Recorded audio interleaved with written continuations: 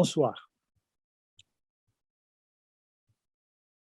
J'ai choisi pour cette année, un sujet un peu délicat et très actuel, c'est sûr, oui, et nécessaire, mais un peu délicat et un peu complexe, oui. Alors, notez bien les questions si jamais il y avait des, des notions à préciser. Et puis pour que je puisse les reprendre, les expliciter ou les illustrer, parce qu'il faut elles soient bien précisées dans votre esprit et dans notre esprit aussi. Et la question, alors vous l'avez lu, c'est qui suis-je en tant qu'homme et en tant que juif? Euh, Par cette question, dans une première partie de l'introduction, j'essaye de répondre à plusieurs questions théoriques et pratiques. Euh, les questions théoriques d'abord, oui. Euh, il faut chercher à connaître l'originalité du judaïsme par rapport à la culture générale, formée également par des valeurs universelles et qui vise à rassembler les hommes et les cultures dans ce qu'on appelle l'humanité. Quelle place a le judaïsme dans cette recherche ou dans cette visée? Et pourquoi de manière différente? Mais je vais y revenir. En quoi le peuple juif est différent des autres peuples? Pourquoi, et donc par conséquent, pourquoi et comment rester juif au sein de la civilisation universelle? Pourquoi et comment? Qu'a d'original et de spécifique la culture juive par rapport au désir des peuples, comme j'ai dit tout à l'heure, de se rassembler? Ce problème est déjà posé dès les premiers textes bibliques à propos de la tour de Babel. Et ce n'est pas parce que, comme je le ferai par la suite, je ferai appel à des textes bibliques avant les textes qui engagent Abraham à fonder un peuple, donc à commencer l'histoire du peuple hébreu et du peuple d'Israël. Donc la Torah, dans les premiers textes, elle ne parle pas du juif particulièrement ou du judaïsme, elle parle de sa définition générale, universelle de l'homme. Quand Dieu dit faisons l'homme, il n'a pas dit faisons le juif. C'est simplement l'homme tel qu'il est. Et on va voir comment la Torah définit cet homme. Et les questions pratiques, d'abord pour la tour de Babel, cette tour de Babel, rappelez-vous, on nous annonce que l'humanité, donc les nations étaient arrivées à cette union qu'on appellerait aujourd'hui l'humanité, puisqu'elle nous dit que toutes les nations parlaient la même langue, ouais, et les mêmes paroles. Ouais, ouais. Mais la Bible dit que Dieu est descendu du ciel, symboliquement bien sûr, et puis il les a dispersés. Il les a dispersés pour que chaque nation garde sa langue. Et donc, au milieu de ces nations, il faudra comprendre alors pourquoi, oui, à partir d'Abraham, il y a une langue spéciale, ouais, il y a une culture spéciale, puisque toute langue porte une culture, une vision du monde, il y a une culture spéciale qui va se différencier des autres cultures, à respecter, puisqu'elles ont été dispersées par Dieu, pour que chacune garde sa spécificité.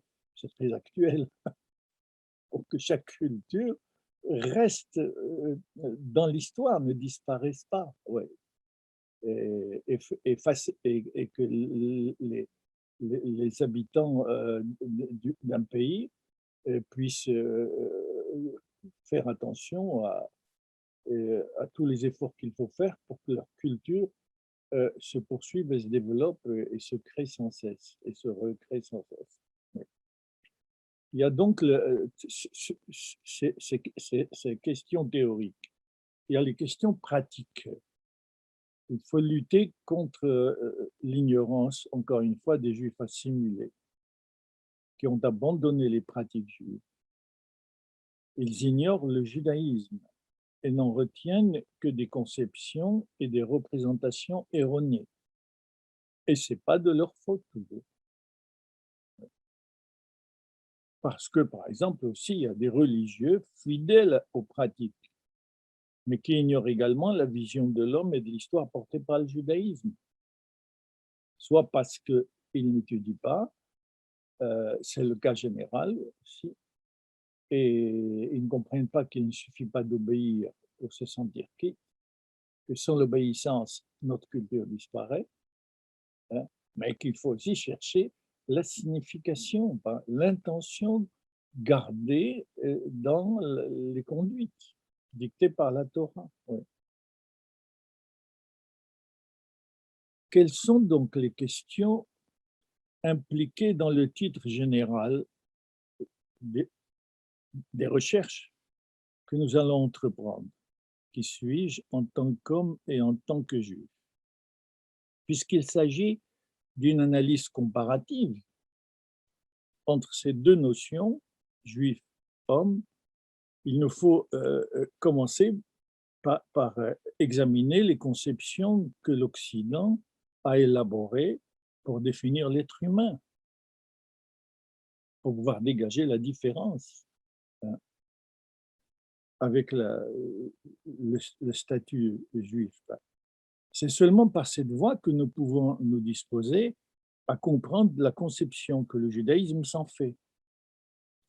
N'est-ce pas cette analyse que font la Torah, les prophètes, qui ne cessent de rappeler et d'insister sur l'abîme qui séparait le message de la Torah d'avec le paganisme et l'idolâtrie, et en les citant, ne désigne pas seulement pas, elle cite les différentes idolâtries, le paganisme, parce qu'il n'y avait pas qu'une seule, une seule forme d'idolâtrie au Proche-Orient, et elle les cite, et non seulement elle les cite, mais elle les décrit. Ouais. Et elle propose des conduites euh, euh, opposées à ces rituels courants. Ouais. En citant le nom de leur divinité et de leur rituel, ouais, la Torah, les prophètes aussi, dégagent leur action négative dans l'histoire et leur violence. Et surtout l'arbitraire total qu'ils accordaient à leur divinité. La divinité avait le droit de décider ce qu'elle voulait, quoi. Mais il ne venait pas à l'esprit d'interroger Dieu, et il faut continuer aujourd'hui, à propos des idées, des visions du monde et des conduites qu'il nous dicte, qu'il nous a dictées, qu'il continue à nous dicter, hein. Ouais. La, deuxième problème que nous rencontrerons au cours de notre réflexion, c'est celui de la frontière entre la croyance et la pratique juive d'une part, et les lois du pays d'exil ou de diaspora.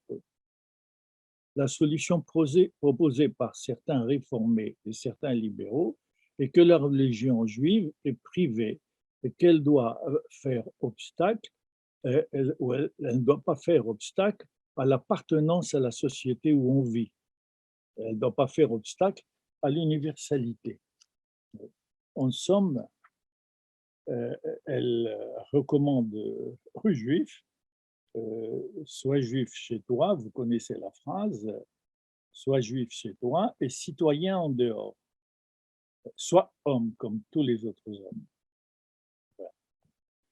Il y a aussi les juifs qui restent vigilants dans leurs pensées et dans leurs pratiques traditionnelles et qui limitent au maximum leur participation et leur vie quotidienne à la vie publique, laïque et républicaine. Mais que dit la Torah à ce sujet? Elle enseigne que Dieu a élu Abraham pour qu'il soit une bénédiction pour toutes les familles de la terre. Genèse 12, 1. Il lui ordonne de s'arracher à son identité babylonienne pour accomplir sa mission universelle. Il lui dit, va-t'en, l'Echlecha. Ordre qui, traduit en français, est rendu par va vers toi-même, comme le traduit Rachid. Le patriarche devait donc substituer une autre identité à la sienne babylonienne, celle qu'il va acquérir en tant que fondateur du peuple d'Israël. Il devait acquérir une autre singularité, oui, pour accomplir sa mission universelle. Et c'est exactement la vocation juive et du juif et du peuple d'Israël. La conséquence peut être tirée de cette dialectique entre le sujet, le soi-même, et l'ouverture aux autres, qui contient le risque de l'appropriation de l'individu par la collectivité et par l'universalité, et pour le peuple juif, le risque de son appropriation par la culture des nations et par l'universel, tel que les nations le pensent. Il s'agit donc de rester soi-même, de se protéger et de s'ouvrir également. Il faut en conséquence prendre connaissance de la sagesse des nations pour se positionner par rapport à elles. Il faut en tenir compte et garder son identité juive. C'est pourquoi je commencerai dans une première partie à interroger la culture générale, oui, la philosophie par exemple, sur cette question de la définition de l'homme. Et puis nous pourrons alors comparer ce que la culture générale dit de l'homme, de l'essence ou de la nature humaine, si elle existe, et puis ce que le judaïsme le dit.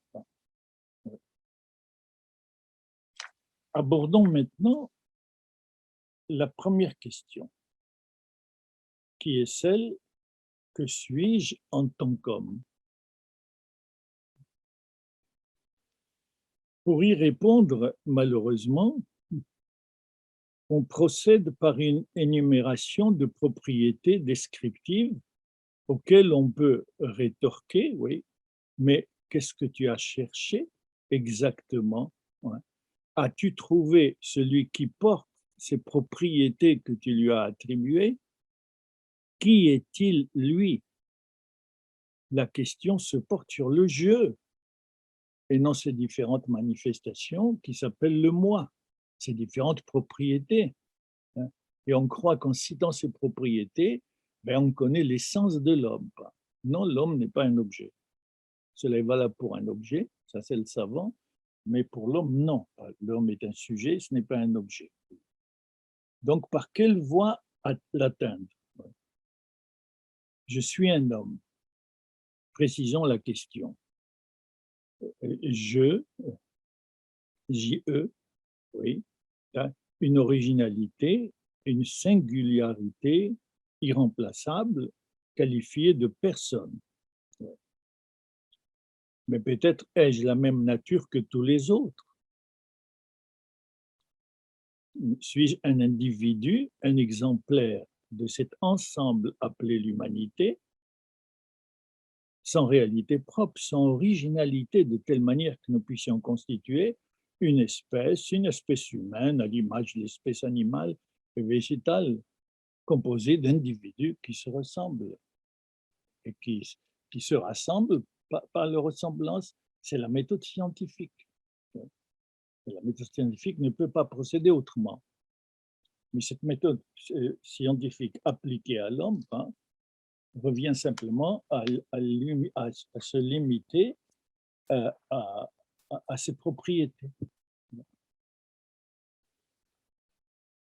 Nous pouvons affirmer que l'homme est un sujet, première hypothèse, oui, que l'homme est un sujet, c'est ce que le judaïsme va penser, oui, un existant conscient de soi qui se désigne par le nom personnel « je », qui a conscience de lui-même et de sa pensée, qui veut, qui décide, qui agit. Oui. Oui. Mais bien sûr, nous recevons l'objection, oui, ces fonctions, conscience, pensée, vouloir, la volonté, euh, euh, peuvent suffire à définir l'essence de l'homme. Hein. Mais ce que nous cherchons, non, pas nous, c'est ce qui se tient dessous. Hein. On appelle ça en philosophie subjectum, la substance. Celui dont ses fonctions ne sont que des modes de sa manifestation, des propriétés, oui, et ce qu'il désigne exactement par le pronom personnel « je », et qui demeure, pour nous juifs, irréductible. Il est seulement support de ses qualités. Sous les choses telles qu'elles apparaissent, il y a un réel, il y a quelqu'un, pas un individu d'une espèce, même s'il fait partie de cette espèce, quelqu'un en deçà de ses apparences, qui désigne qui désigne ce qui est derrière ce qui apparaît.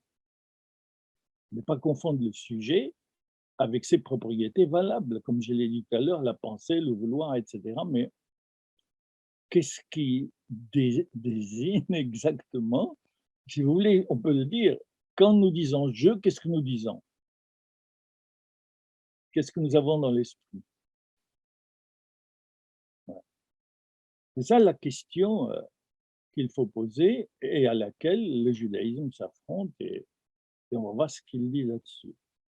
On dira que l'homme est un sujet, donc une subjectivité, oui, cause des formes dans lesquelles elle se donne. Oui. La question devient donc, qu'est cette subjectivité? Qu'est ce jeu invisible derrière les moi visibles? Qu'appelle-t-on donc du nom d'homme? Quelle est, si vous voulez, en langage philosophique, quelle est son essence, sa nature? C'est délicat de répondre à cette question. Ben, nous allons nous affronter à elle. Qui suis-je en tant qu'homme? On dit je suis un homme, mais qu'est-ce que je suis en train de dire? Déjà le je suis un homme, je. Voilà. Voilà. Et ensuite, je suis. Est-ce que je suis ou je serai? Et un homme, que veut dire un homme? La question que nous posons. Qu'est-ce qui distingue l'homme des autres hommes alors qu'ils font partie de la même espèce? Qu'est-ce qui le distingue des autres créatures au sein des hommes? Qu'est-ce qui le distingue en tant que personne unique qui aurait le droit de dire « je » et pas moi seulement?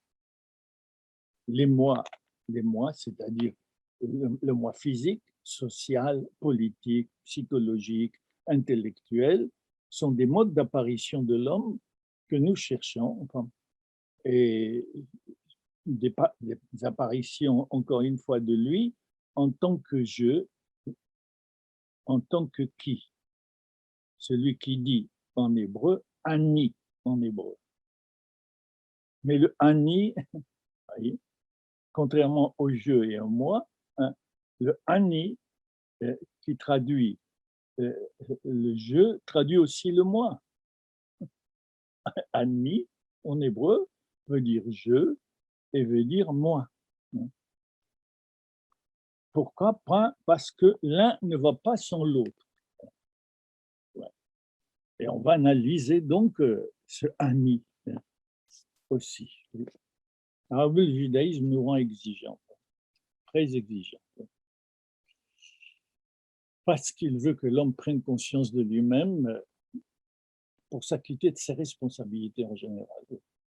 Et plus nous prenons conscience de nous-mêmes, plus nous connaissons les choses, plus notre responsabilité grandit et plus il faut que nous fassions attention parce que, avec la Libye, que la responsabilité grandit avec la connaissance, ben, il ne faut pas chercher à connaître davantage, il faut obéir et puis c'est tout. Hein. Je voudrais aussi, pour terminer cette introduction longue, vous comprenez que j'ai dit que c'était complexe, c'était délicat, même si je répète, il faut répéter pour que les choses soient claires. Alors, je voudrais aussi régler un autre problème.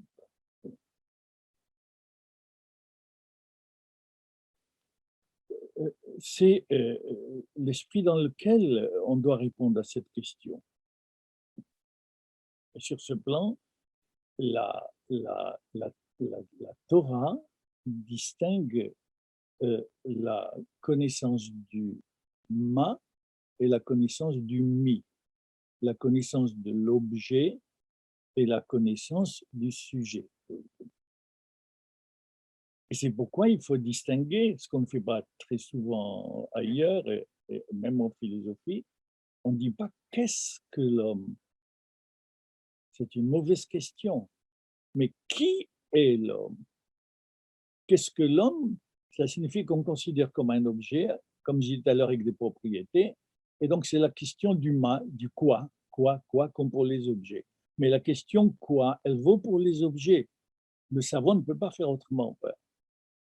Mais la question qui est adressée à l'homme, c'est pas qu'est-ce que, c'est qui. Qui est l'homme? Donc, conception de l'homme, c'est qu'on ne peut pas, encore une fois, étudier selon la méthode scientifique. Ouais. Pourquoi? Parce que la Torah considère les obligations hein, et les relations de l'homme à autrui d'abord, ensuite à la nature, à soi-même, à ses aspirations. Hein, et c'est pourquoi elle fonde, à partir de ces considérations, la halakha, c'est-à-dire la règle de conduite, ici, qui dépend des situations dans lesquelles nous sommes. Elle vise la réponse à la question « Qui suis-je en tant qu'homme » comme sujet, encore une fois, différente de la question du ma, hein, qui cherche à connaître l'essence, la nature de l'homme, à le considérer comme une substance avec ses propriétés, oui, l'homme comme objet de science, à l'image de la science, de la matière, de l'objet. Ouais. Et c'est pourquoi vous verrez encore dans toutes les universités et ailleurs, oui, cette expression absolument erronée, science de l'homme. Il n'y a pas de science de l'homme. Il y a une description de ses propriétés, bien sûr.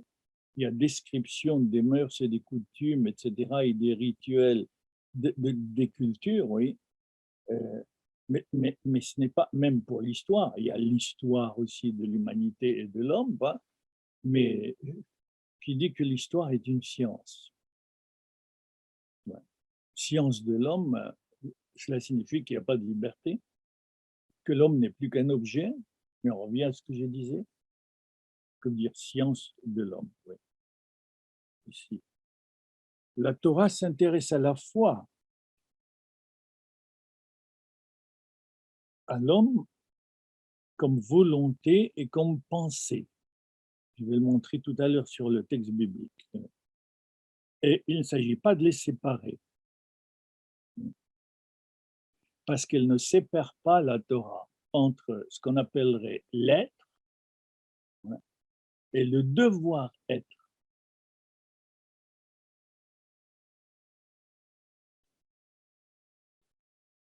car l'homme n'existe pas encore. Il est à advenir. Comment voulez-vous le définir maintenant de manière essentielle, comme un objet?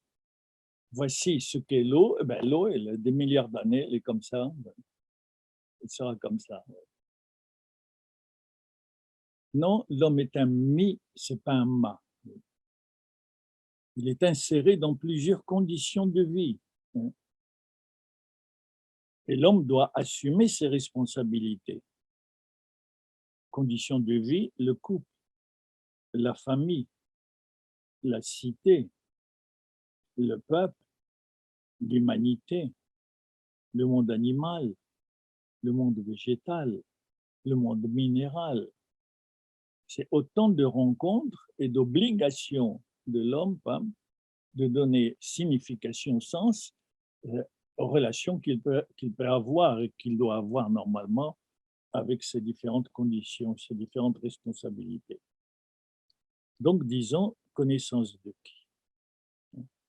Et la connaissance de qui, c'est ce qui est important dans la Torah, parce qu'elle veut lui faire comprendre qu'il est responsable. Alors, il est responsable, donc c'est un jeu, c'est pas simplement un moi. Qui est ce jeu? J'allais dire, vous voyez la faute? Qui est ce jeu? Enfin, qu'est-ce que ce jeu? On peut soutenir que le jeu n'existe pas. La preuve, c'est quand je dis jeu, qu'est-ce que j'ai dans la tête? Ce n'est simplement qu'un ensemble de moi. Je dis jeu, ça veut dire le moi psychologique, social, intellectuel, etc. Et il y en a qui pensent cela, oui, dans l'histoire de la culture générale, en philosophie. Le jeu n'existe pas. Il n'existe que des moi.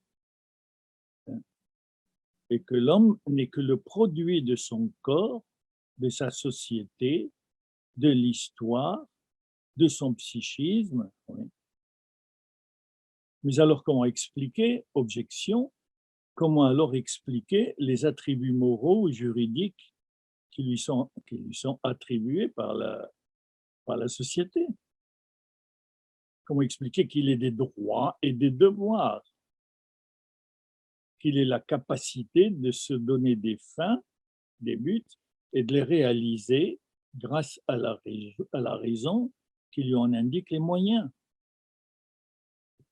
On le cite dans un tribunal. On considère donc qu'il est responsable et coupable. Il a un statut juridique différent des objets et des animaux. Tout ça n'existe pas. Tout ça ne peut pas nous pousser à penser que le jeu n'existe pas. Mais alors, tout ce que je viens de dire n'a plus de sens. On parle aujourd'hui de droits des animaux aussi. Bon. Mais les droits de l'homme impliquent des devoirs, donc une responsabilité. On ne peut pas les réduire, on ne peut pas comparer les droits des animaux aux droits des hommes. Hein. Ce n'est pas du tout identique. Nous allons questionner alors maintenant les premiers chapitres de la Torah. Je voudrais auparavant, vous voyez comme c'est délicat, mais on a choisi ce sujet, on a toute l'année pour y réfléchir. Je voudrais auparavant vous faire la remarque suivante. Nous disons je, mais nous ne savons pas en fixer les limites, je viens de dire. Oui. Nous ne connaissons que le mot je. Il n'y a rien derrière, hein, comme pour tout le reste. Oui. Ce jeu est fuyant. Nous n'arrivons pas à le connaître. C'est pourquoi il y en a qui pensent qu'il n'existe pas. Nous ne connaissons que les changements et ces transformations. Et il est réel. Le jeu existe. Il est réel, car nous avons conscience de notre présence à nous-mêmes. Mais il est irréel aussi, car nous n'arrivons pas à le saisir. Les kabbalistes font remarquer très finement que Ani, je, est formé par les mêmes lettres que Aïn, néant. Ils avaient conscience de ce problème, néant. On retrouve donc les deux aspects du jeu, présent et absent. Il en va de même pour Dieu. Il est présent dans la révélation, mais nous ne connaissons de lui que la parole, sa volonté, son projet pour l'homme. C'est en ce sens que nous ne lisons pas, vous le savez, le tétragramme comme il est écrit. Il est là le tétragramme, il existe. Mais vous ne le lisez pas comme il est écrit. Dimension de l'absence et de la présence. Chez les latins, le terme de persona désignait un masque de théâtre à l'origine. Et en hébreu, panim, visage, est un nom pluriel pour désigner cette tension entre le jeu et les modes d'apparition sous lesquels il se cache. Tel est le statut, tel est le statut entre le dévoilement et l'occultation. Le Zohar l'applique à l'écriture aussi, c'est un problème général. Oui.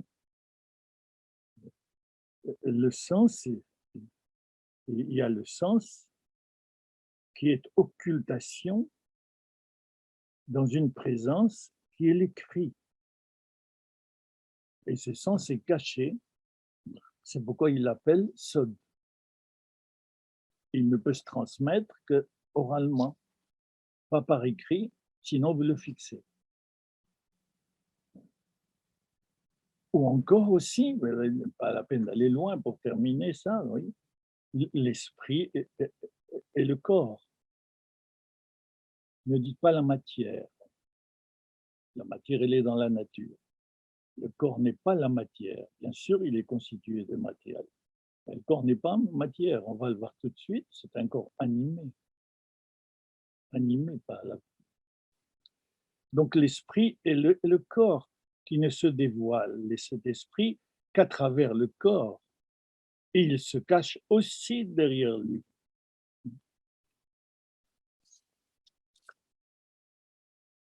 Eh bien, nous allons essayer de voir maintenant le texte biblique, qui est encore une fois général. Il ne parle pas des Hébreux ou du judaïsme, il parle de l'homme en général. Oui. Et c'est pourquoi nous allons le questionner pour voir quelle est la définition que la Torah donne à ce concept d'homme. Oui, merci beaucoup, Patrice. Vous levez un peu le texte, montez-le encore un peu. Encore, voilà, très bien. C'est exact, oui, non, descendez, voilà, très bien. Merci, Patrice. Alors, là, c'est dans le chapitre 1. Vayomer Elohim, Dieu dit, oui, Ishresu Hamayim, voilà, comme vous l'avez à la traduction, dans la traduction, que les eaux fourmillent d'une multitude, d'une multitude animée. Chaya, oui. Et que des oiseaux, volent au-dessus de la terre. Alpene Rekia Shamaim, à travers l'espace des cieux. Vaivra Elohim, et Dieu a créé, oui, était un minime à Gedolim, mais il a créé bon, ils traduisent les cétacés énormes, oui, d'accord, oui, parce qu'effectivement, c'est les grands poissons, les les énormes cétacés, Be'et kol nefesh haya, et tous les êtres animés, Haromeset, qui se meuvent dans les eaux, Cherchasu Amaïm, les Minéem, selon leur espèce. Puis, tout ce qui vole au moyen d'elle, selon son espèce. Elohim est Dieu, et Dieu a vu que c'était bon.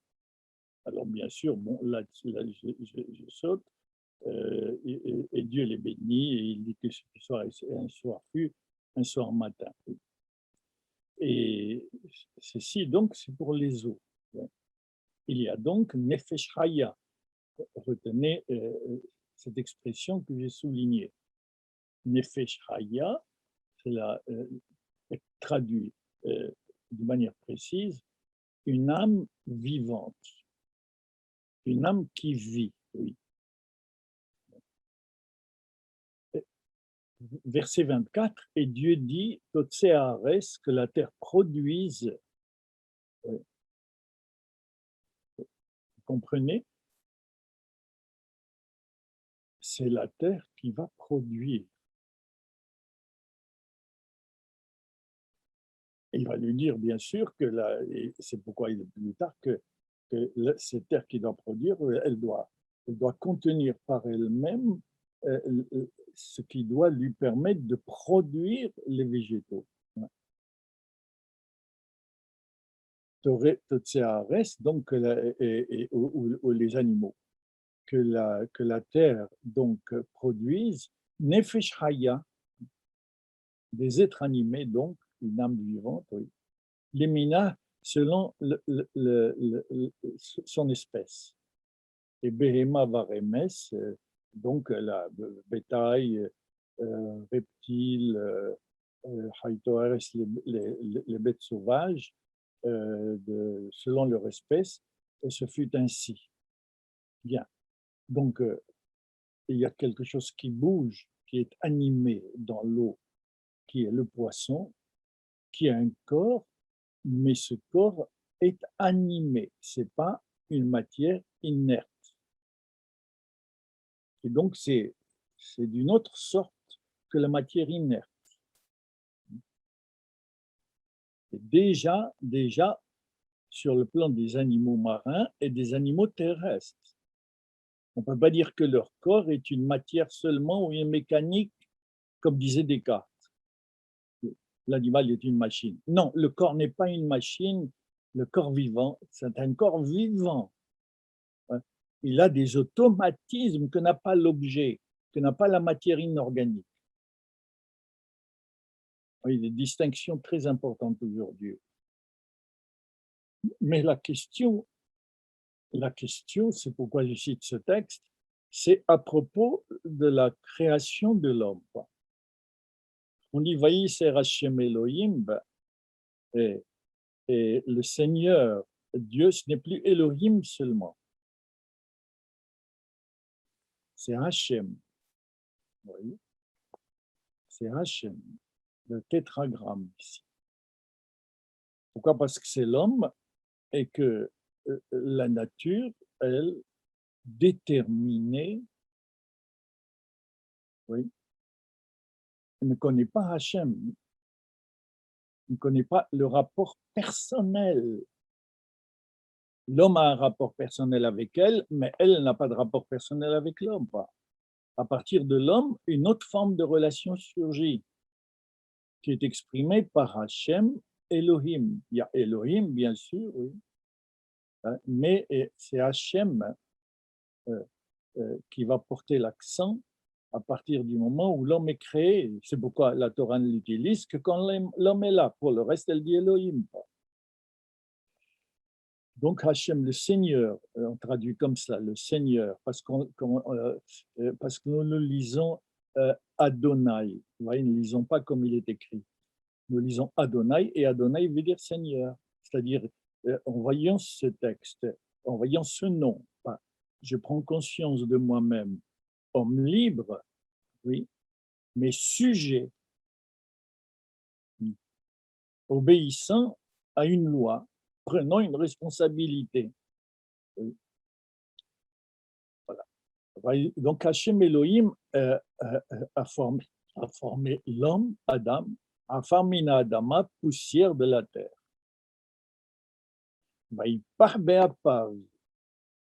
Il a insufflé dans ses narines Nishmat Hayim, un souffle de vie. Nishmat, la première signification de Nishmat, Neshama, c'est l'inspiration. Il y a l'inspiration et l'expiration. L'inspiration, c'est-à-dire on est dans la vie.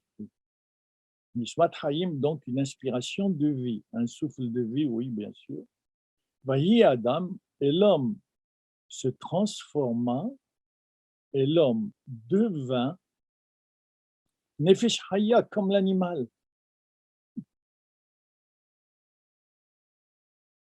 Il devint un être vivant, oui, mais c'est extraordinaire, c'est quand même paradoxal, et cela nous questionne, comment la Torah peut-elle appeler le poisson et l'animal terrestre du même nom que l'homme? Donc l'homme est Nefesh Haya, donc il entre dans une espèce. Non. Il va falloir donc définir cela. L'expression Nefesh Haya, âme vivante ou personne vivante, oui, montre que la personne humaine n'existe pas sans le corps animé,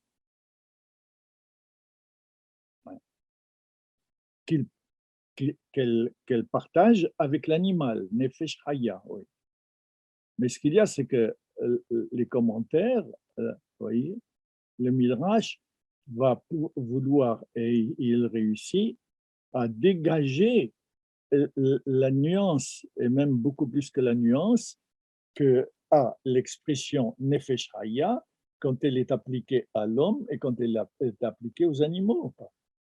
C'est-à-dire, quel est le fonctionnement de cette vie, oui, dans l'expression Nefesh Haya appliquée à l'homme. Donc, en tout cas, on a cette première compréhension, une première définition. La personne humaine n'existe pas sans le corps animé. Nefesh Haya, c'est d'abord cela. Ce n'est pas une âme désincarnée. Ce n'est pas un esprit désincarné. Cet esprit désincarné ne peut pas exister.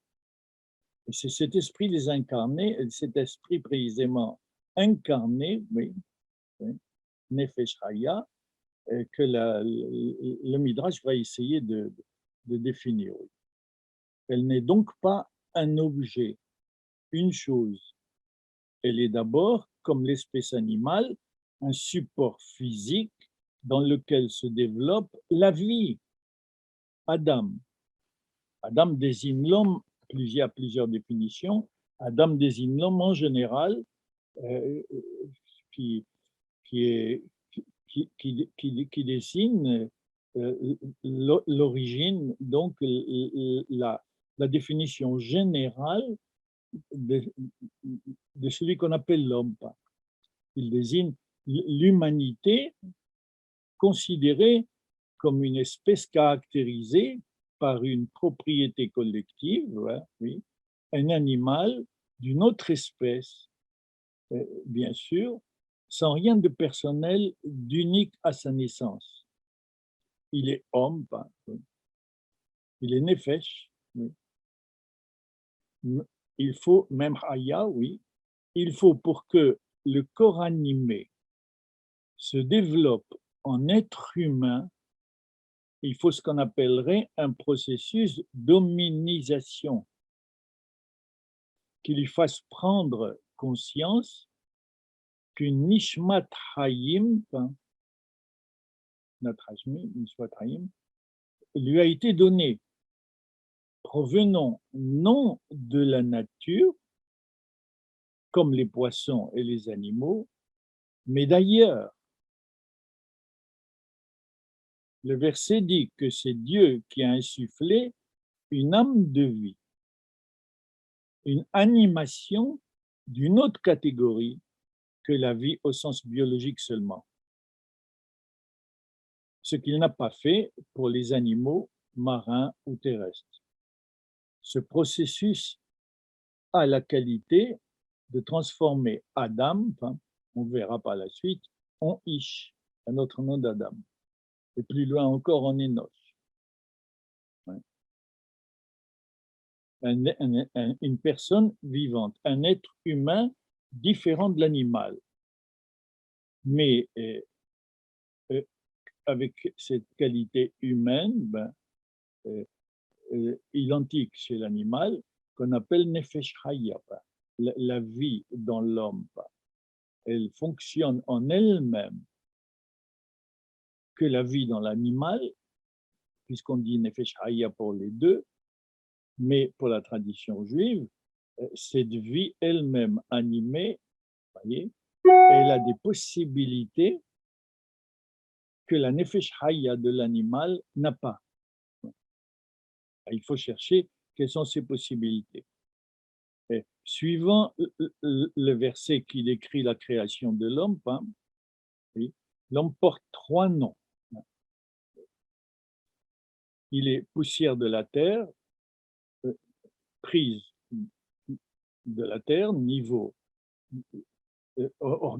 inorganique, oui, dans lequel va souffler une nishmat hayim, une âme vivante, ou littéralement souffle de vie, comme on traduit, d'origine transcendante. Transcendante, comprenez, c'est très délicat. Transcendante, elle a une autre nature que l'inorganique. Que la vie, elle est elle-même. Aujourd'hui, vous le savez, depuis le 19e siècle, on a l'idée qu'un jour, on créera la vie dans le laboratoire. Eh bien, en attendant que cela se fasse et que les contemporains de cette mutation puissent relire la Torah et réfléchir à ce problème-là, oui. Ici, l'affirmation de la Torah, c'est que Nefesh Hayya est transcendante à la matière pure. Transcendante, c'est-à-dire elle ne vient pas de la matière pure. Elle est radicalement différente. Mais moi, j'ai dit encore plus, même si un jour on arrivait à créer la vie en laboratoire, oui, on ne peut pas l'analyser et l'étudier comme on étudie l'inorganique. Parce qu'elle désigne un dynamisme, une histoire, une évolution. Ouais. Il en résulte que c'est l'insufflation du souffle divin qui transforme la poussière de la terre, oui, et qui est en corps vivant. C'est ce souffle divin qui sépare l'homme de l'animal. La nefesh hayya de l'animal ne comprend que la sensibilité, la motricité, le mouvement. Il lui manque un autre principe possédé par l'homme. Lequel? C'est le texte que je vous soumets, le deuxième, celui de Nahmanide, un kabbaliste. Vous allez voir la lecture qu'il nous propose.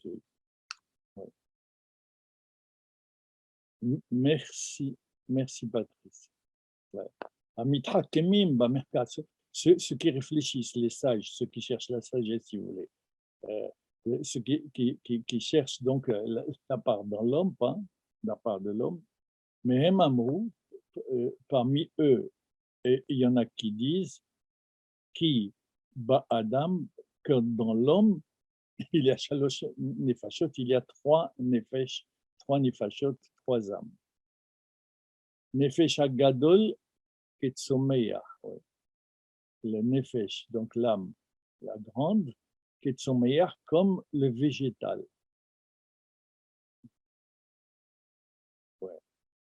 Au Tomar Bezo, Nefesh Agadol, il y a une autre version que je préfère, moi, dans l'original, qui est Koah, la force.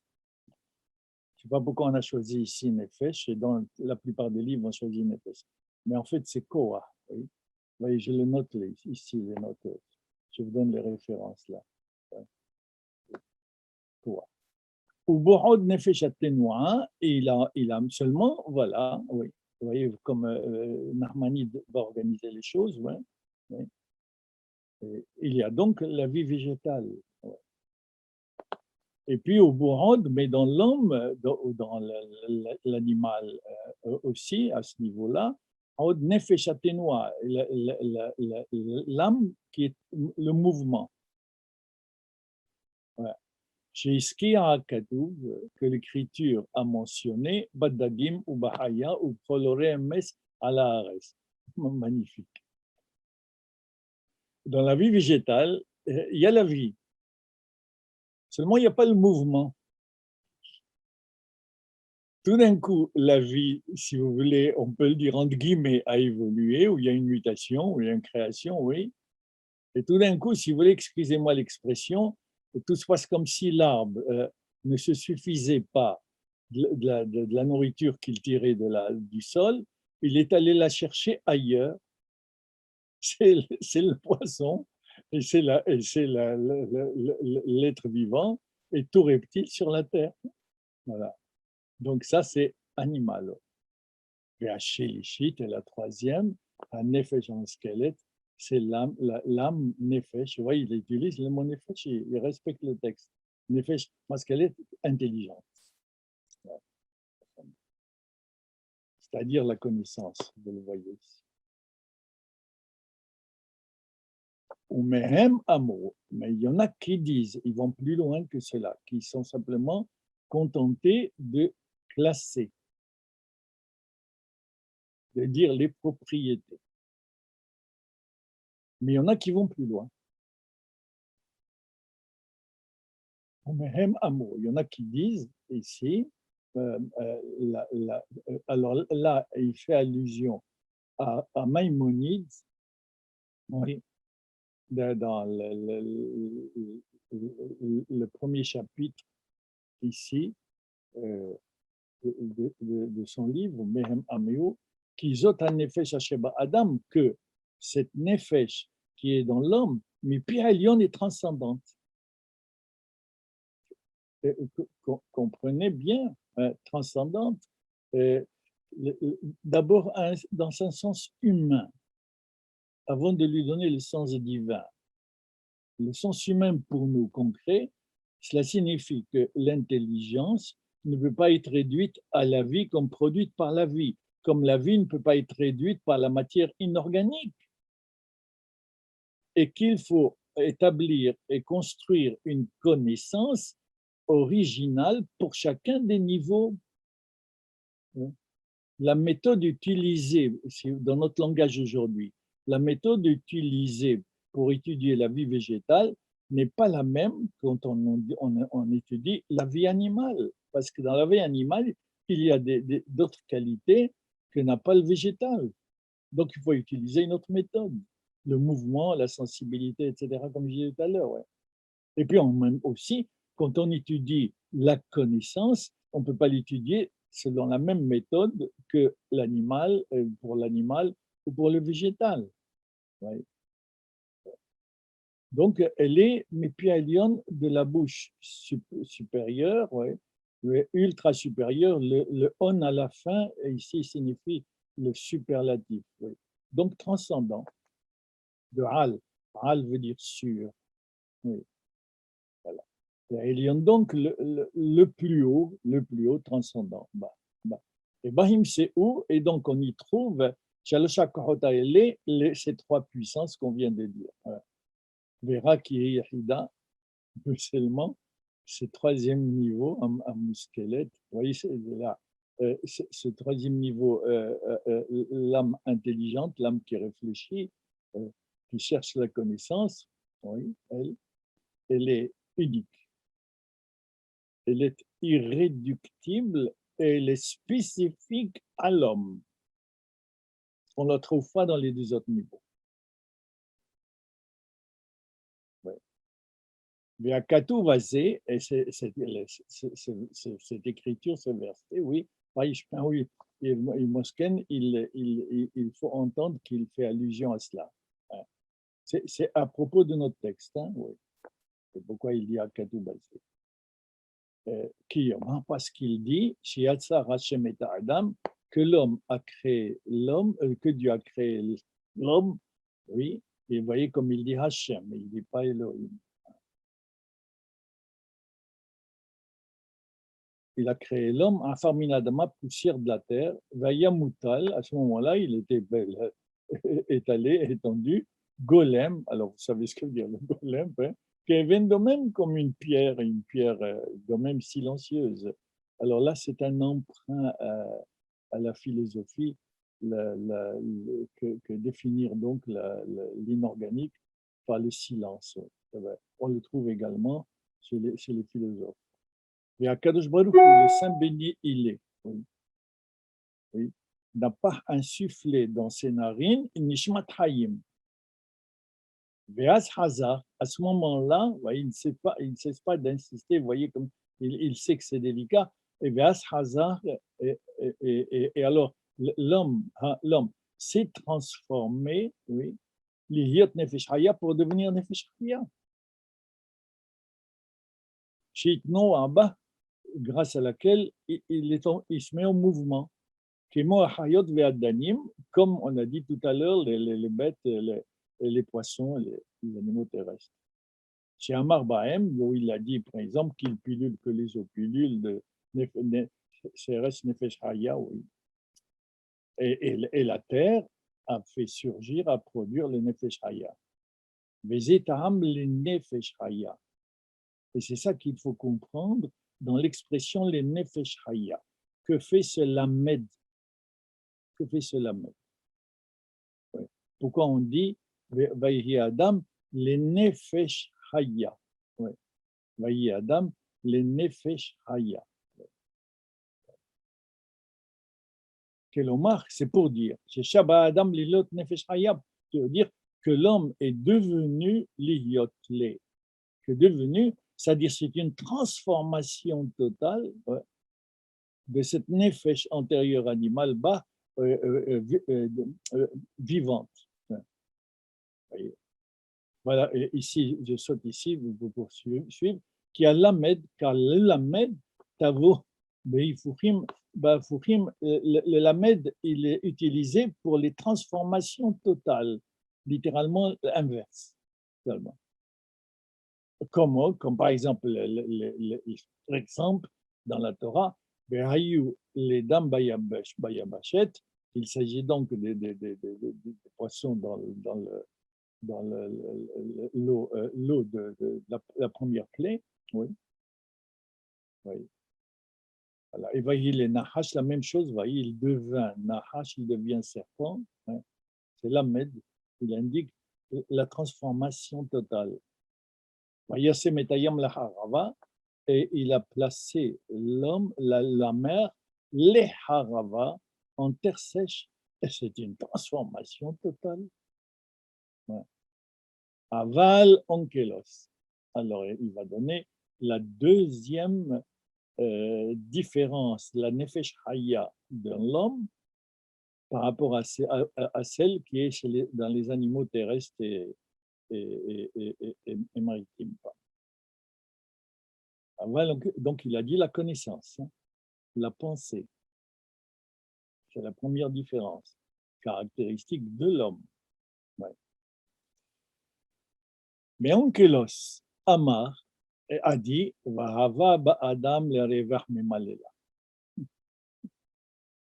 Et l'homme devint un esprit parlant. Deuxième caractéristique, c'est la parole. La connaissance et la parole. Voilà ce qui caractérise l'homme. Voilà la réponse que la Torah donne à notre question. Hein. L'homme, quel qu'il soit, ce qui le distingue dans ses caractéristiques, sa spécificité, que personne d'autre n'a, c'est la connaissance et la parole.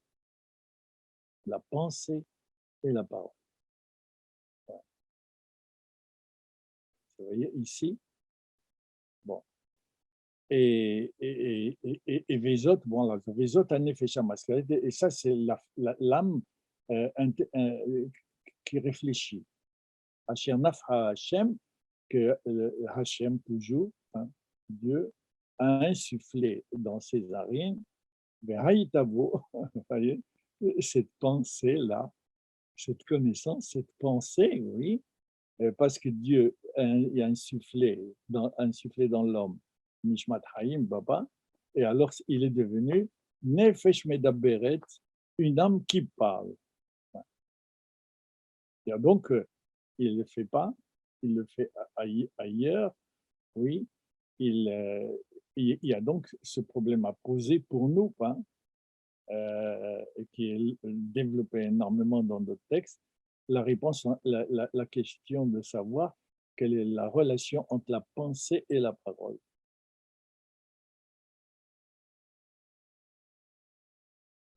Vous voyez, quelle est la relation entre la pensée et la parole? Est-ce que la parole est simplement la transcription de la pensée qui a précédé la parole ou la pensée qui a des problèmes très complexes, vous savez. On y réfléchira à un autre moment. Ouais. Ali, et c'est comme ça que m'a apparu, ouais, la connaissance, les avis de Rabbeinu de Nomet. Ouais. Alors, ça va être dit, Rashi le dit explicitement, ouais. Il y a Ramban le kabbaliste le développe, oui. Et Rashi, lui, il le dit explicitement, le Nefesh Haya, que veut dire que l'homme est devenu Nefesh Haya, Avbehema Vehaya, même l'animal, domestique ou animal ou sauvage, Nikreu Nefesh Haya, sont appelés Nefesh Haya. Arzo chez la dame, mais celle, Achme, celle chez la dame de l'homme, Haya, chez Bekoulan, elle est vivante, mais ce qu'on appelle véritablement la vie, arrivée à son plein épanouissement, hein, chez Bekoulan, parce que cette Haya qui est dans tous ces animaux, on lui a ajouté des Vedibou, la connaissance et la parole. Oui, c'est Rashi. Ouais. Mais Rashi, il a tiré ça du Midrash, oui, développé par les kabbalistes plus tard, oui. Rashi ne connaît pas la Kabbalah. Ouais. Voilà, donc je résume maintenant ce qu'on a vu jusqu'à présent, oui. Le corps humain est arrivé, oui, est arrivé à une dynamique spirituelle, une forme de connaissance. Toutes les activités intellectuelles s'enracinent dans l'expérience corporelle, nefesh, et effectivement, on peut y réfléchir aujourd'hui dans notre langage. Le corps humain il fonctionne de la même manière qu'un corps animal, mais chez l'homme, il fonctionne d'une autre manière à cause de la culture. Ouais. On donne toujours à manger au corps, mais notre rapport au corps se passe à travers la médiation de la culture. Elle nous dit quoi manger, comment manger, etc. Oui. Elle nous dit de comprendre, de faire la science de la matière qu'on mange, qu'est-ce qu'elle contient, est-ce que c'est bien pour nous ou pas, est-ce que c'est bien pour la santé, est-ce que c'est bien pour maigrir, est-ce que c'est bien. Oui. Donc, c'est le même corps et pourtant, ce n'est pas le même corps. Ouais. Ouais. L'animal aussi communique. Il a un langage, mais ce n'est pas une parole. Seul l'homme parle. Pour parler, il faut qu'il utilise le langage et la communication. Mais ils utilisent d'une autre manière. Ils utilisent d'une autre manière la communication que l'animal. Ouais. Vous voyez comment on insiste dans la tradition juive sur ces spécificités, sur ces différences très importantes. La connaissance humaine apparaît quand l'homme devient chair. Il est d'abord nefesh haya. Sinon, la connaissance humaine ne peut pas apparaître. Elle est en relation permanente avec la chair. Ramban, Rashi, Onkelos disent, on vient de le voir, la nefesh haya chez l'homme est définie par l'aptitude à la parole, avec la pensée bien sûr. À la différence de Rashi, c'est là il faut y réfléchir aussi, à la différence de Rashi qui distingue la dimension intellectuelle de la parole, il y a une différence, oui, d'où les problèmes que j'ai posés tout à l'heure, les rapports. Onkelos, lui, il dit c'est la parole qui définit la dimension intellectuelle. Les deux sont liés, oui, bien sûr. Il est intéressant de remarquer que la philosophie grecque était arrivée aux mêmes définitions. Platon, par exemple, pose la question qu'est-ce que peut bien être l'homme?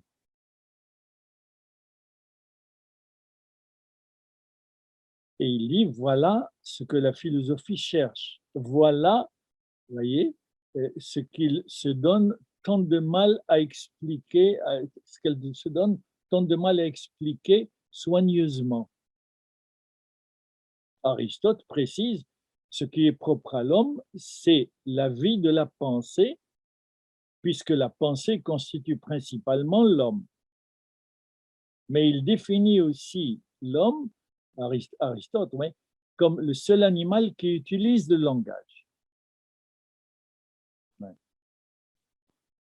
Seulement pour lui, le langage n'est qu'un moyen de communication.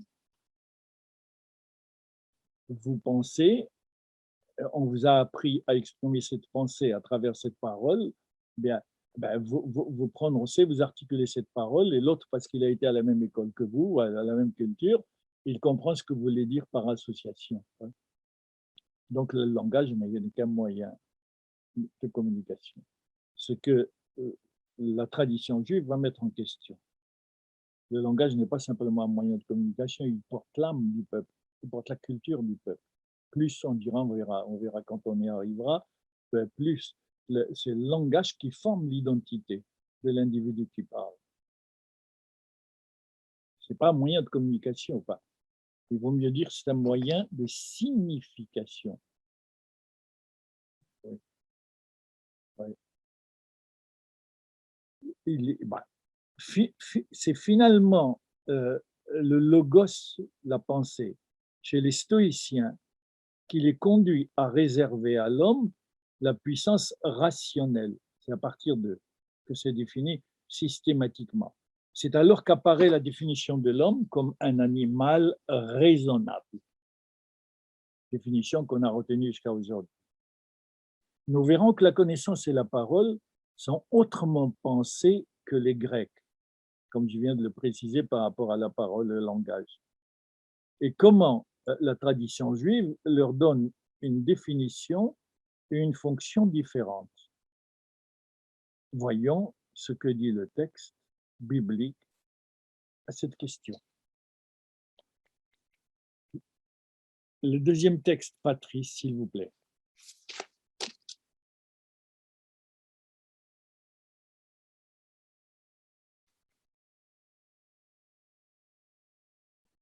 Voilà. C'est Bereshit, donc Genèse. Encore une fois, ce n'est pas de l'hébreu et du juif qui parle.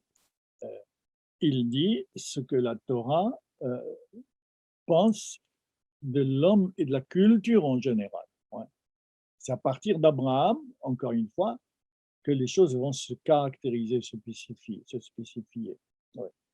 Mais là c'est la définition générale et je pense qu'on ne peut pas. On l'a vu avec les Grecs, les Grecs sont d'accord aussi, mais ce n'est pas parce que les Grecs sont d'accord que la Torah a raison. Il faut sortir de ce problème et de cette manière de poser les problèmes. Non, nous sommes d'accord pour ceux qui pensent, comme dit Ramban, ce qui caractérise l'homme, voilà une première réponse, c'est la connaissance, la pensée et le langage. qu'on ne trouve pas ailleurs, dans la nature, dans le monde. Bien, voilà ce que le texte biblique va dire aussi pour confirmer cela. Ouais. Euh, et Dieu, et le Seigneur Dieu, donc il s'agit de l'homme. Donc le Seigneur Dieu a ordonné à l'homme, en disant, oui, Nicolas Tsaganachol Tochel, vous connaissez cela, de tout arbre du jardin, manger, tu mangeras. Ouais. Et les kabbalistes enseignent que quand il y a un redoublement du verbe, le premier à l'infinitif, manger, et le deuxième au futur, achol tochel, manger, tu mangeras, ça indique, ça désigne le devoir. Tu dois manger. Comment ils le disent? Achol, si tu manges toi-même, il n'y a pas de problème. Si tu ne manges pas de toi-même, fais-toi un devoir de manger. Donc, de tous les autres arbres du jardin, tu dois manger. Et de l'arbre de la connaissance du bien et du mal, on traduit comme cela pour le moment, et de l'arbre de la connaissance du bien et du mal, l'autochal mimeno, tu ne mangeras pas de lui. Donc, il faut le répéter pour ceux qui peut-être ne le savent pas, oui, que s'il y a un arbre qui est un arbre de la connaissance morale, mettons, oui, s'il y a un arbre qui est un arbre de la connaissance, c'est que les autres arbres dont l'homme doit manger, eux sont des arbres également de la connaissance, non pas de la connaissance du bien et du mal, de morale, mais la connaissance psychologique, scientifique, astronomique, etc. Oui. Donc, tu dois, c'est un devoir, oui, comme le premier chapitre qui le dit, oui. Dieu dit à l'homme, tu domineras le ciel, la terre, etc. Par la connaissance. Oui. Donc, c'est un devoir de connaître. Si tu le comprends de toi-même, d'accord, mange. Si tu ne le comprends pas, tu dois le faire. Tu ne peux pas te passer de la connaissance. Puisque c'est cela qui définit l'homme. Le Tochal Mimeno pourra, parce que le jour où tu mangeras de lui, le jour où tu en mangeras, tu devras mourir. Là, voilà, mort, tu devras mourir. Et puis, alors, bien sûr, le Seigneur Dieu a dit, il n'est pas bon que l'homme soit seul. Enfin, Dieu reconnaît qu'il y a quelque chose qu'il a créé qui n'est pas bon. C'est qu'il a créé l'homme seul. Et c'est l'anecdote, bien sûr, vous avez deviné que on va parler de la femme, je vais faire, lui faire à Ezer Kenegdo une aide vis-à-vis de lui. Très rapidement, si Rachid, si lui, l'homme, si dit Rachid, si il le mérite, ce sera Ezer, l'aidera, ce sera une aide avec lui, hein, une aide pour le projet que je lui donne, hein, voilà, parce qu'il ne peut pas le résoudre tout seul. Il n'est pas bon qu'il soit seul, il ne peut pas. Je lui pose un problème moral, bien mal, mais il faut bien qu'un autre soit là devant lui. Hein. Et ce problème-là, il ne peut pas le résoudre. Il faut qu'il ait relation à l'autre, puis se mettre à Tovara, à relation à l'autre principalement. C'est la relation à autrui. Bien mal.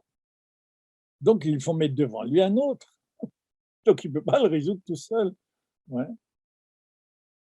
Kenegdo, et sinon, dit Rachi, ce sera contre lui, tant pis pour lui. Vous voyez, c'est gênant hein, pour nous les hommes.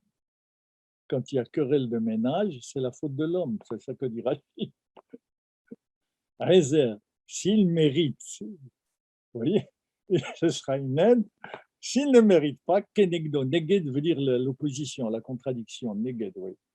Quand deux soldats luttent l'un contre l'autre, on dit Neged. Contre, oui.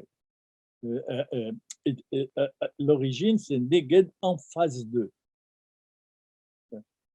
C'est pourquoi en phase 2, ça peut être la guerre, l'opposition, la contradiction. Et Seigneur Dieu a formé du sol toute rayadasadé, toute bête du champ, de tout oiseau du ciel, Il les a présentés à l'homme, l'Irot, pour voir Maïkralo, quel est le nom que l'homme allait donner à ces animaux. Et donc l'homme est doué de parole.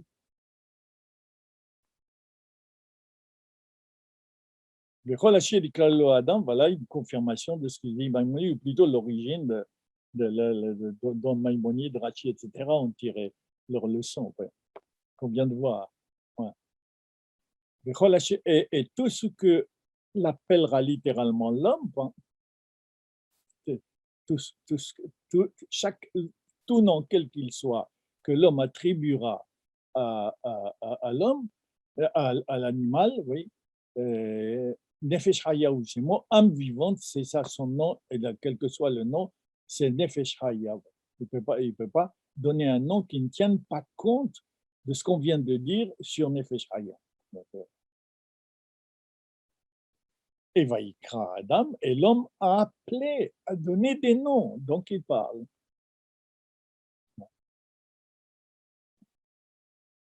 Et il parle encore beaucoup plus loin, on lève un peu lever le texte. Voilà, très bien. Et on va voir encore confirmation qu'il parle. Hein, oui. Et si l'homme, ici, j'ai oublié de le dire, et si l'homme donne des noms aux animaux, donner des noms aux animaux, c'est qu'il a donc la connaissance et l'intelligence, il est capable. Il a la pensée et la parole. Parce que donner un nom, c'est définir, dire quelle est l'essence des choses. Mais avec, pour l'homme, le nom ne désigne pas ce qu'il est, une transformation totale. Comme on a vu avec Maïmonide, ce troisième niveau pour l'homme, la pensée et le langage, Lamed qui veut dire la transformation totale, rappelez-vous. Chez l'homme, le nom va désigner plutôt ce qu'il doit être et non pas ce qu'il est. Voyez, Avram s'appelait Avram parce qu'il était babylonien. Lorsqu'il s'inscrit et où il inscrit dans l'histoire une nouvelle aventure, eh bien, on va l'appeler Avraham, voyez, et il doit être le père de tout être vivant. C'est comme ça que la Torah le définit. Donc, il lui fixe une vocation. Voyez, le nom désigne ce qu'il doit être. Alors, ça c'est à rappeler aux parents quand ils cherchent un nom pour leur enfant. Oui. Et puis alors, la femme est créée. Oui. Le premier alter ego, là où la question du bien et du mal se joue au maximum, c'est avec la femme.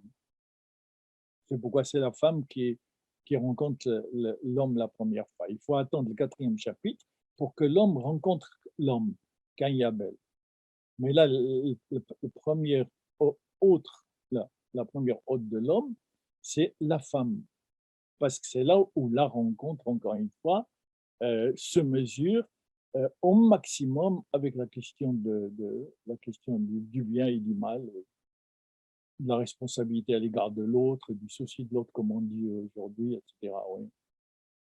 Vayomer à Adam, voilà, Vayomer, donc il parle. Et non seulement il parle, donc ici, mais toujours il connaît, parce qu'il ne peut pas donner un nom, il ne peut pas dire et donner un nom si il n'a pas réfléchi, comme on vient de le dire.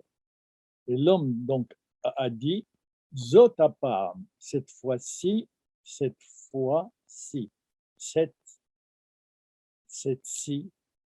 Apam, cette fois-ci, celle-ci, fois, cette fois-ci. Etzem meratzamai, ose de mes os, ou basar mi besari, et chair de ma chair, donc elle est égale, elle est nefesh haya, c'est-à-dire la pensée et le langage. Oui. Ben, l'Occident a mis beaucoup de temps à comprendre cela. Et c'est vrai que dans la Gemara, on trouve certains rabbins, c'est le rabbi individuel qui n'est pas retenu, oui.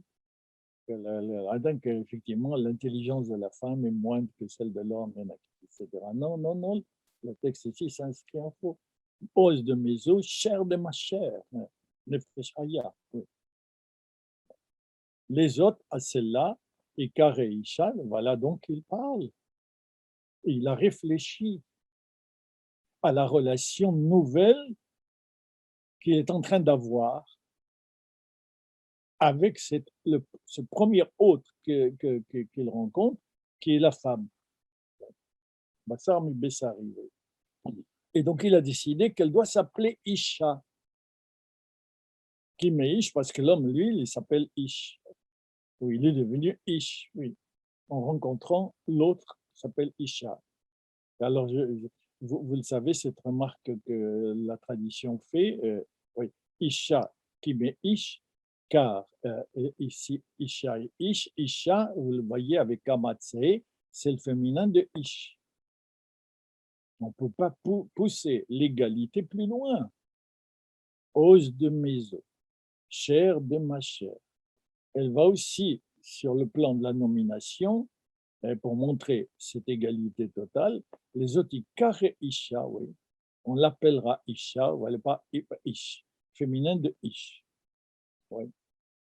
Et c'est la seule langue hébraïque où homme et femme ont la même racine. Isha, Ish. C'est comme si on disait en français homme, hommes. Non, on dit homme-femme. Deux mots différents. Et cette différence, ben, comme je disais tout à l'heure pour la langue, le langage, cette différence ben, cache une vision de la femme qu'on a, qu'on a connue et qu'on connaît encore jusqu'à aujourd'hui parfois. Oui.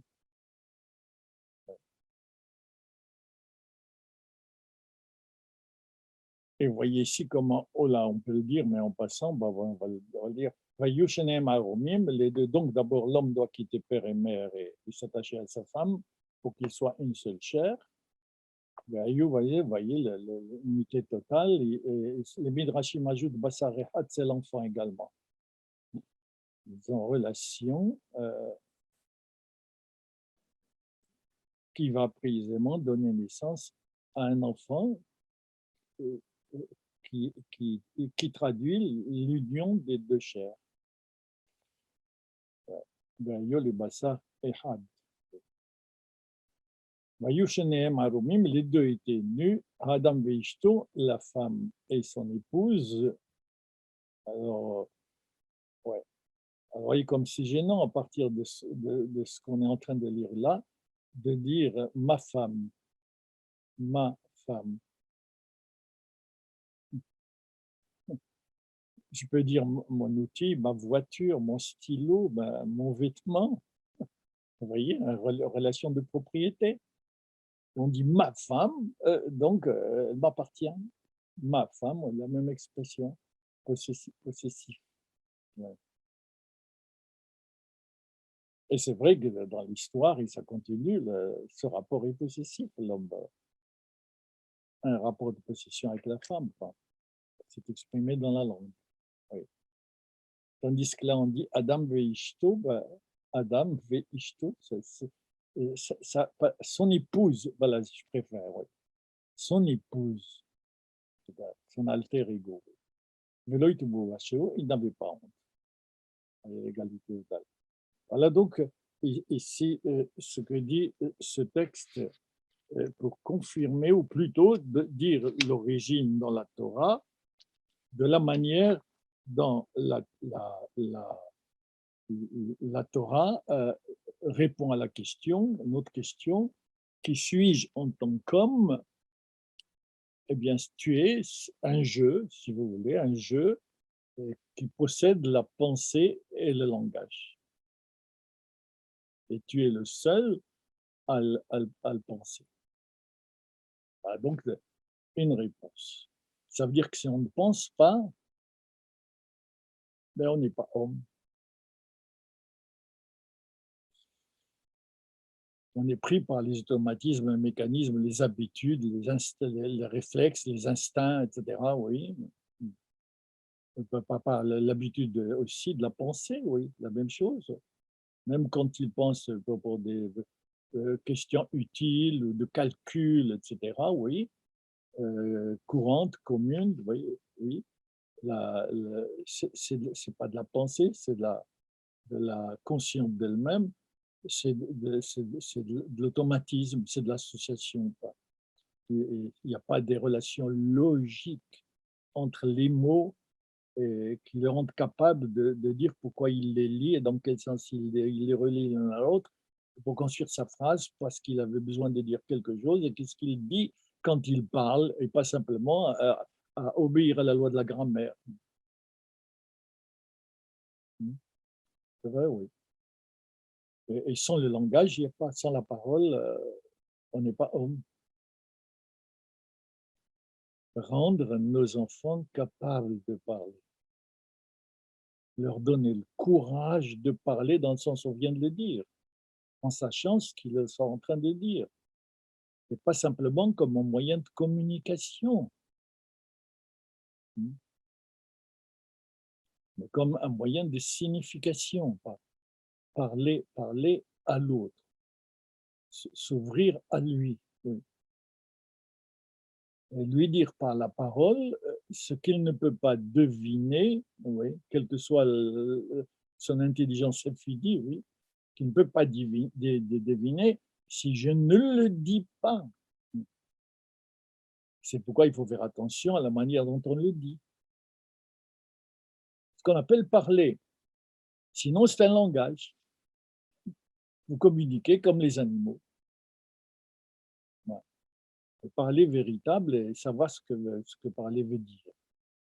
Voilà. Voilà donc ce que dit ce texte pour l'homme en général, pas pour les juifs seulement. Et c'est ce qui nous permettra de répondre à la question. Et alors, qu'est-ce que les juifs viennent ajouter à cela? Ben, les juifs aussi peuvent être définis par le langage et la pensée, puis c'est tout, la pensée universelle, le langage universel, la parole universelle. Et puis, yes. C'est ça qui rend la question, encore une fois, bien sûr difficile, mais très importante aujourd'hui pour nous ouvrir les yeux et l'esprit et la parole, pour qu'on puisse, quand on parle et quand on réfléchit, vraiment exprimer comme il faut ce qu'on doit exprimer, qu'on doit communiquer en restant soi-même. Alors, Patrice, alors vous remettez la truc, l'image. Ouais.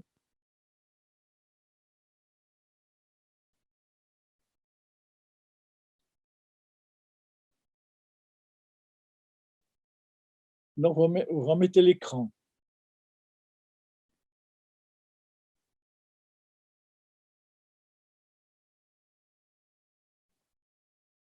Oui, voilà, merci. Merci, Patrice.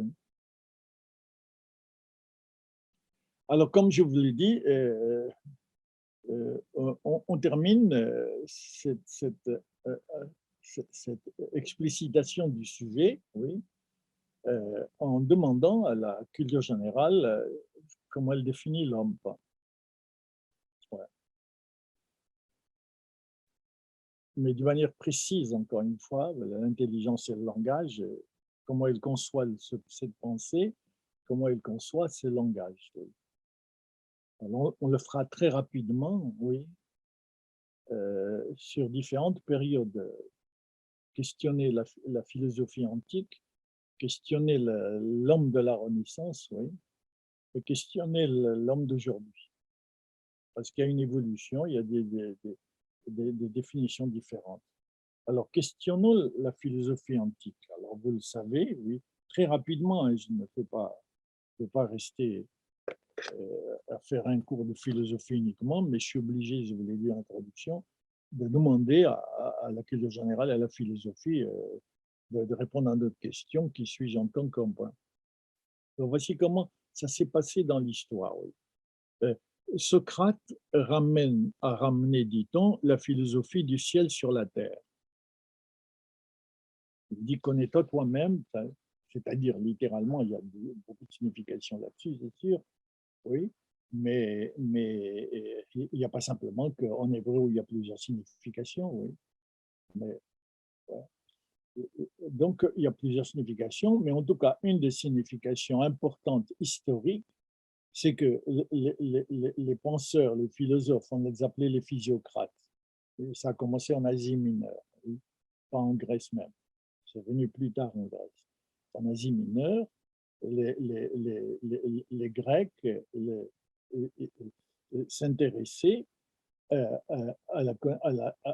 au savoir à constituer sur le monde, la nature, les astres, la nature, les animaux, etc.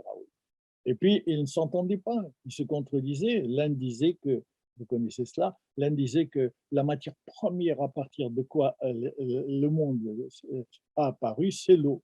L'autre disait non, c'est le feu. L'autre disait non, c'est la terre, c'est la poussière. L'autre disait non, c'est l'air. Les quatre éléments que la tradition juive va emprunter. Très souvent dans la Kabbalah, et même dans le Midrash, on retrouve ces quatre éléments. Oui. Et il dit non, écoutez, comment se fait-il qu'avec la même pensée, vous arrivez à des contradictions? Alors il faut décider si vous avez pensé tout ça avec la raison, mais vous dites que c'est l'eau, c'est la, etc. Alors écoutez, cessez de vous intéresser au monde, connais-toi toi-même, sache qui tu es, connais bien ta pensée, qui tu es pensé, connais bien ta pensée pour bien l'utiliser. Oui. Descartes va reprendre cela. Oui. Donc, mais seulement il s'intéresse à l'homme, s'intéresser à l'homme avant de s'intéresser au monde, ouais. C'est-à-dire il demande un approfondissement intérieur pour découvrir une direction de la vie, de sa conduite, à la mesure de son essence, de sa nature.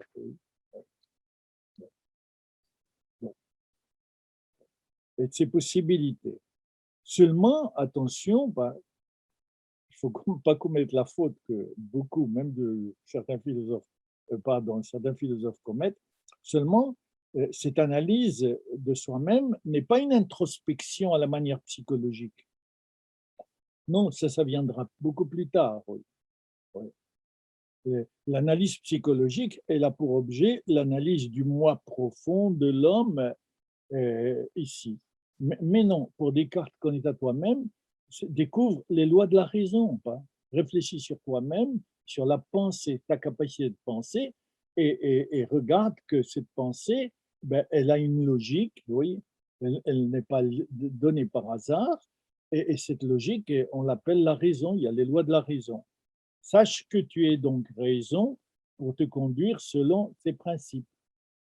Donc la pensée ici, c'est Socrate à l'origine donc, elle est identifiée à la raison.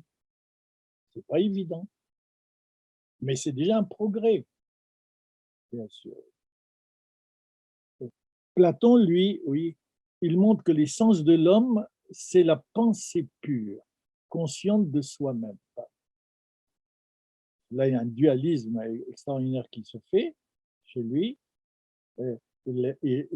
C'est pas la pensée pure au niveau des idées pures que se trouve la véritable humanité. C'est pas dans la sensibilité, c'est pas dans le corps, c'est pas dans la...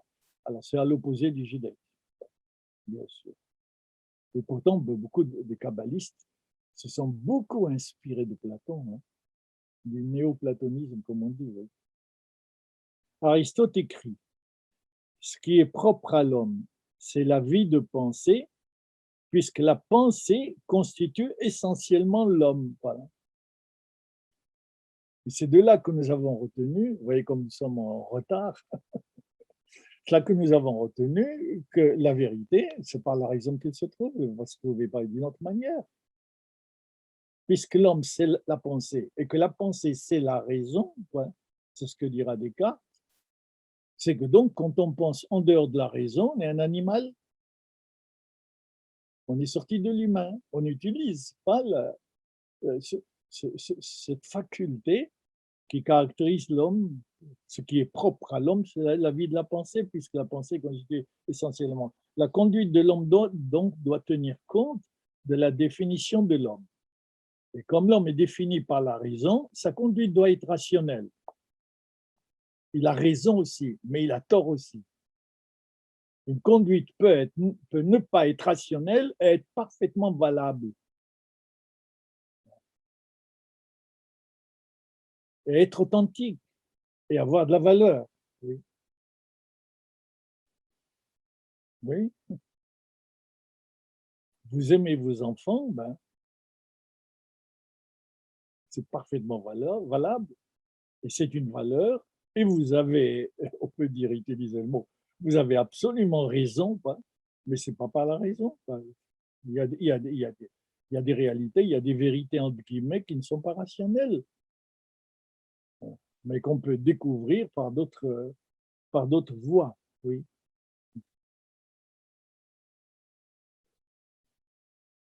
Donc, Aristote définit l'homme aussi par le langage. Oui. Il écrit, c'est le seul animal qui utilise le langage. Oui. Voilà donc, très rapidement, bien sûr, la définition de la pensée chez les Grecs. Mais non au Moyen Âge. Au Moyen Âge. Mais si vous voulez bien, je peux reprendre la prochaine fois. La prochaine fois, ce sera aussi exceptionnellement le lundi prochain, s'il vous plaît. Parce qu'à l'origine, le programme était le 15 et puis le 29. Et puis, il y a eu des difficultés et des impossibilités à faire le 15. Donc, on a transféré à aujourd'hui au 22, mais il faut maintenir l'alternance. À l'origine, on a marqué 29 par rapport au 15. Donc, on fera lundi prochain, on reprendra lundi prochain cette réflexion. Je sais bien, très délicate, très complexe, etc., mais je dis tout à l'heure, il y a en introduction, il y a des problèmes pratiques et des problèmes théoriques auxquels il faut avoir le courage de se confronter et auxquels il faut réfléchir pour enfin être juif, pleinement juif, ouais, mais au sein d'un monde qui a aussi de la valeur et avec lequel il faut entrer en relation et en dialogue permanent, oui, ici. Surtout en exil. En exil, c'était notre problème.